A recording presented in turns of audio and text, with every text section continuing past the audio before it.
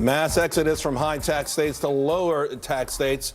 In fact, it's become an epidemic for those high tax states. And ironically, two famous progressive governors have admitted more taxes on the rich simply not the answer. So could this epiphany get them to actually lower high taxes? Tax the rich, tax the rich, tax the rich leave. And now what do you do? Well, what do you do? It's a serious question. Back with me, perhaps with the answer, Hal Lambert. Hal, you know, it's interesting. You have Governor Cuomo of New York saying that the 1% pay 46% of the taxes. Last year in California, Governor Brown said that the 1% in California paid 48% of the taxes, both cautioning on any more attempts to take money from the rich. Well, I think these two governors are finally learning the lesson of Margaret Thatcher's famous quote of the problem with socialism is you eventually run out of other people's money. People are fleeing these states. They're going to Florida. They're going to Texas by the thousands. And New Jersey might as well be thrown in there as well. You know that twice as many people left New Jersey last year than moved there. It's at pre-2013 population levels. I mean, people are massively leaving these states.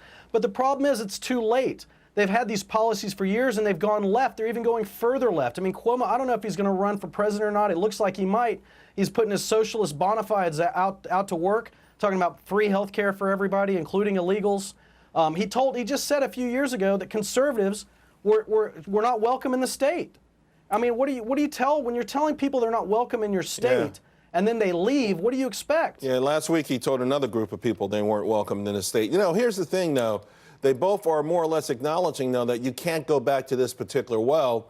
And I'm wondering, have they crossed the Rubicon? Is it too late? Can they even turn back, considering the promises that you just described that they've made to get into office in the first place? I mean, it's like these failed European economies. They've made so many promises, Hal, and it appears they dug themselves so deep into these holes. You wonder if they can ever get back to a true economy that can grow.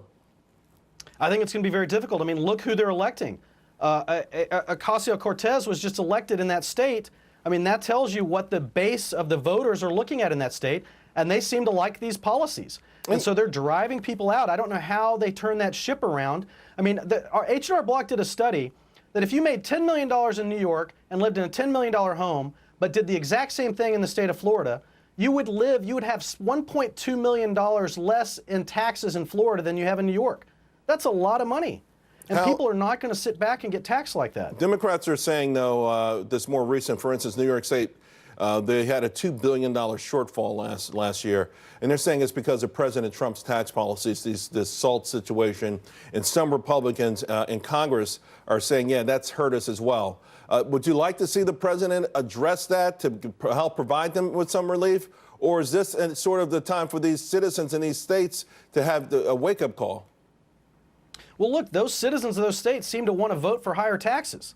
So, I mean, they're complaining about it now, but that's who they put into office. The elected officials that they voted for put those taxes in place. They didn't seem to have a problem with it when the rest of the country was subsidizing it by letting them write those taxes off. So I don't think the policy should change. I think they ought to bring their own tax rates down and get more competitive. I mean, that's part of the process in the United States is competition between the states.